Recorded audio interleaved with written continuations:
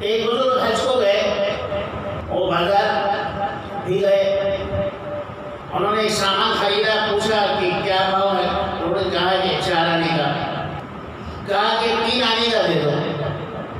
تو اللہ کی طرف سے الہام ہوا کہ اچھا بنتا ہے ہمارا ولی اور دوست اور پیسے سے اتنی محبت کہ ہمارے شہر کے لوگوں کو کنجوسی کے ساتھ پیسہ دیتا ہے۔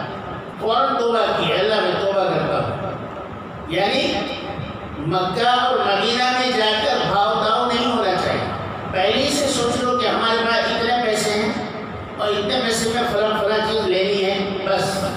چیزوں کا خریدنا بھی ناجائز نہیں، لانا بھی ناجائز نہیں، سب جائز ہے۔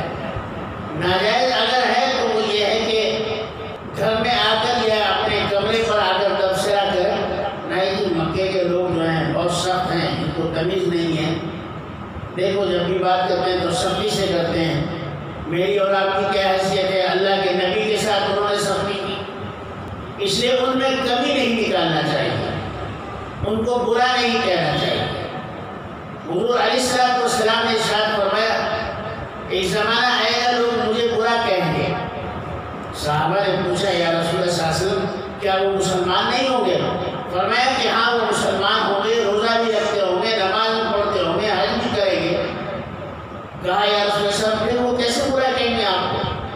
فرمایا جس نے عرب کو برا کہا اس نے مجھے برا کہا، اور عرب کی بڑی اہمیت ہے، سرزمین عرب کی سرزمین حجاز کی بڑی اہمیت ہے۔ میرے اور آپ کے آقا نے فرمایا سرزمین حجاز یعنی سعودی عرب کی جو زمین ہے جہاں پر مکہ اور مدینہ ہے، اس سرزمین پر سونے والا اور ہمارے یہاں ہندوستان میں عبادت کرنے والا دونوں برابر ہیں۔ جتنا ثواب اس کو وہاں سونے پر مل رہا ہے اتنا ہی ثواب یہاں عبادت پر آدمی کو ملتا ہے، اس لیے وہاں کا سونا یہاں